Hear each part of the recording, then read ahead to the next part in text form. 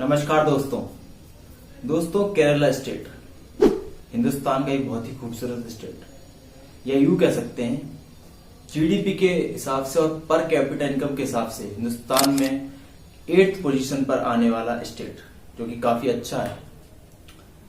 लेकिन आखिर ऐसे क्या है कि केरला भी डाउनफॉल की तरफ बढ़ रहा है? जी हाँ दोस्तों, अभी हाल फिलहाल आपने एक कंट्रोवर्शियल वीडियो पीएफआई द्वारा रैली ऑर्गेनाइज की गई थी केरला के अंदर, जिसमें एक 14 से 15 साल का माइनर बच्चा नारे लगाते हुए पाया गया। उन नारों में बोलता पाया, एंटी हिंदू और एंटी क्रिश्चियनिटी नारे लगाते हुए पाया गया। A video is going viral on social media where a young boy is seen raising slogans during a march by the Popular Front of India in Alappuzha. लेकिन दिक्कत ये नहीं कि वो नारे लगाते हुए पाया गया, दिक्कत ये है कि उस रैली में करीबन 1000 से ज्यादा लोग शामिल थे, और उस 1000 से ज्यादा लोगों की रैली में काफी सारे इंटेलेक्चुअल और काफी सारे पढ़े लिखे लोग भी शामिल होंगे, क्योंकि केरला में करीबन 98% लिटरेसी रेट है, जो कि हिंदुस्तान के किसी और राज्य में नहीं है। लेकिन आखिर ऐसी क्या वजह है कि हिंदुस्तान के इतने पढ़े लिखे राज्य में रहने के बाद भी लोग उस रैली में शामिल होने के बाद उस बच्चे के इस आपत्तिजनक नारे के साथ खड़े रहते हैं और कोई उस नारे को लगने से रोकता नहीं, उल्टा लोग साथ देते हैं।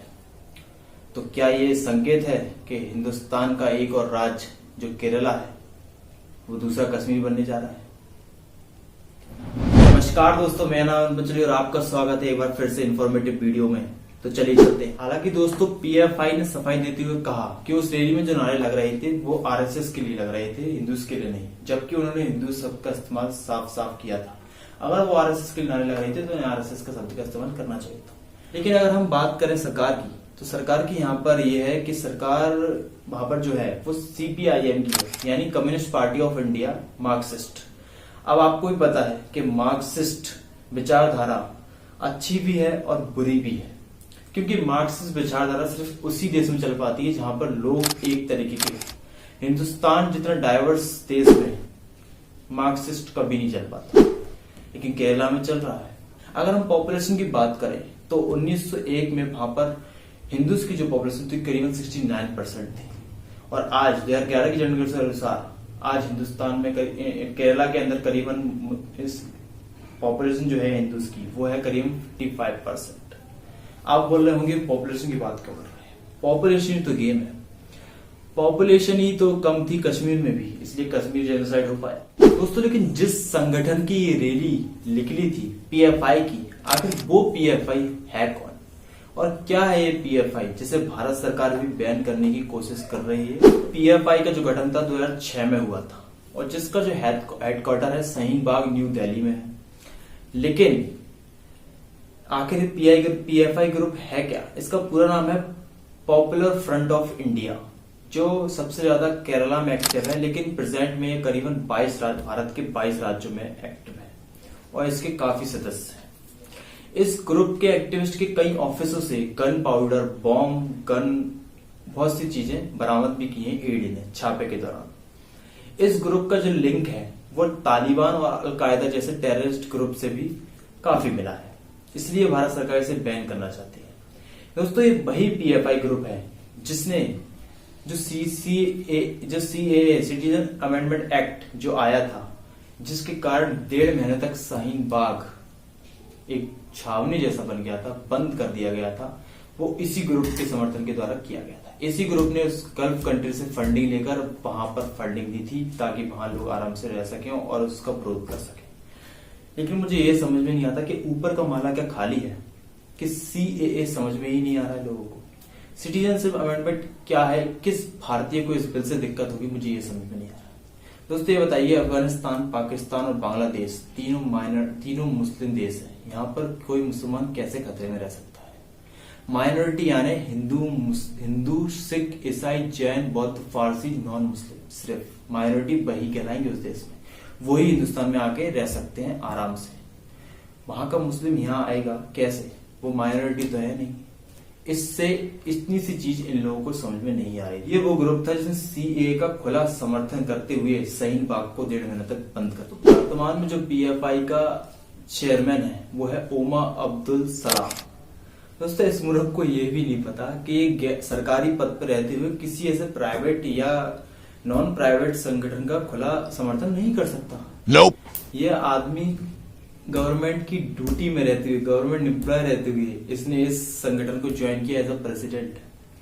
खैर, हालांकि इसे भारत सरकार ने सस्पेंड कर दिया, बर्खास्त कर दिया, निलंबित। लेकिन इस आदमी का दिमाग का खाली था कि इसे समझ में नहीं आया कि सरकारी पद पर रह किसी भी पार्टी या किसी भी ग्रुप को आप समर्थन नहीं कर सकते, जबकि ऐसा ग्रुप जो आतंकवादी टेररिस्ट गतिविधियों में शामिल है। दोस्तों, इस ग्रुप की शुरुआत आखिर हुई कैसे? दोस्तों, सिमी नाम का ग्रुप था जो 1977 में बना था। लेकिन सिमी ग्रुप जो था वो भारत में 1977 बना था अलीगढ़ के ग्रुप से। अलीगढ़ में जब वो ग्रुप बना तो उस ग्रुप का मोटो था भारत की आजादी। लेकिन भारत की आजादी से भारत से आजादी कब हो गया पता ही नहीं चला और वो टेररिस्ट ग्रुप बन गया। तो सरकार ने उसको बैन लगा दिया। तो सिमी के ही कुछ थोड़े से सदस्य और राष्ट्रीय सचिव अब्दुल रहमान ने मिलकर पीएफआई का गठन किया, जो कि आज पॉपुलर फ्रंट ऑफ इंडिया नाम से फेमस है।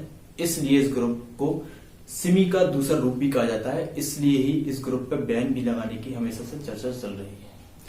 अब देखते हैं वो केसेस जो केरला में एंटी हिंदू और एंटी क्रिश्चियनिटी केस को बढ़ावा देते हैं। हाल फिलहाल यूएन ने रिपोर्ट जारी की थी कि 150 से 200 आईएसआई के टेररिस्ट जो केरला में एक्टिव हो सकते हैं। दोस्तों, इतना ही नहीं, इराक में एक जाता है केरला का एक आदमी 2015 में, और वो ट्रेन लेकर किस बात की आता है कि भारत के खिलाफ युद्ध कैसे लड़ा जाए। हालांकि उसे 2021 में एनआईए द्वारा अरेस्ट कर दिया गया था।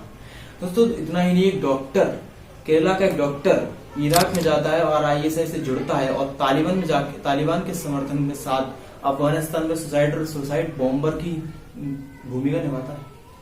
दोस्तों, इतना ही नहीं, यहां तक कि हम देखें तो 3 लोग अभी अरेस्ट हुए थे, एनआईए द्वारा किए गए थे। वो क्या कर रहे थे? दिल्ली, केरला और कर्नाटक की 11 लोकेशन से वो आईएसआई के विचार और टेररिस्ट एक्टिविटी को प्रोपेगेट कर रहे थे कि ज्यादा से ज्यादा लोग हमारे साथ जुड़े। तो इतना ही नहीं, अभी मई 2022 में अभी हाल ही फिलहाल एक 14-15 साल के बच्चों ने वीडियो पोस्ट की थी। उस वीडियो में वो क्या सिखा रहे थे कि हिंदूज को कैसे मारा जाता है।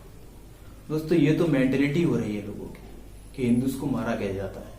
वो भी इतने छोटे साल के बच्चे, उन्हें क्या किस बात का ज्ञान दे रहे हैं कि क्या होता है जिहाद, क्या होता है गजवा हिंद। ये गजवा हिंद करने चले। हालांकि उस वीडियो के लिए पुलिस ने एक्शन लिया और केरला पुलिस ने केस दर्ज करते हुए पीएफआई को और उनके पेरेंट्स को निर्देश दिए कि इस तरह की चीजों से अपने बच्चों को रखें दूर। दोस्तों, इतना ही नहीं, जब नेशनल टेलीविजन पर फोन रिकॉर्डिंग में, फोन कॉल पर यह कहा जाता है मुजाहिद बलूसरे द्वारा कि केरला में जो मुजाहिद मस्जिद है उसमें आप हिंदुस्तान के सारे मुसलमान सिर्फ फ्राइडे के दिन इकट्ठे हुए और हम 10 सालों के अंदर केरला को एक इस्लामिक स्टेट बना देंगे। तो कुछ लोगों को हिंदुस्तान के अंदर संविधान तो याद आता है जब उनके खिलाफ बात होती है, लेकिन जब ट्रिपल तलाक, सीएए और यूनिफॉर्म सिविल कोड जैसे बिल के लिए सरकार अप्रोच करती है तो उन्हें संविधान याद नहीं आता। ये बड़ी अच्छी बात कही आप। लेकिन और चीजों के लिए संविधान जरूर याद आता है। ये दोहरा प्रताप जो है बस यही इस देश को खाया जा रहा है। अगर आपको फ्रीडम ऑफ स्पीच का हक है नफरत फैलाने के लिए, तो मुझे भी फ्रीडम ऑफ स्पीच हक दे रहा है सच बताने के लिए, और मैं वही कर रहा हूँ। इसलिए मुझे किसी से कोई हेट नहीं। तो ये थी मेरी वीडियो दोस्तों। तो अगर आपको ये वीडियो पसंद आई तो प्लीज कमेंट करें, सब्सक्राइब करें और शेयर जरूर करें, और कमेंट में बताएं कि आपको कौन सा पार्ट इस वीडियो को पसंद आया और क्या पसंद नहीं आया। मुझे किसी से हेट नहीं, कोई भी लिख सकता है कमेंट, कुछ भी, सबका अपना अपना ओपिनियन होता है। तो मिलते हैं अगली वीडियो में, तब तक के लिए जय हिंद।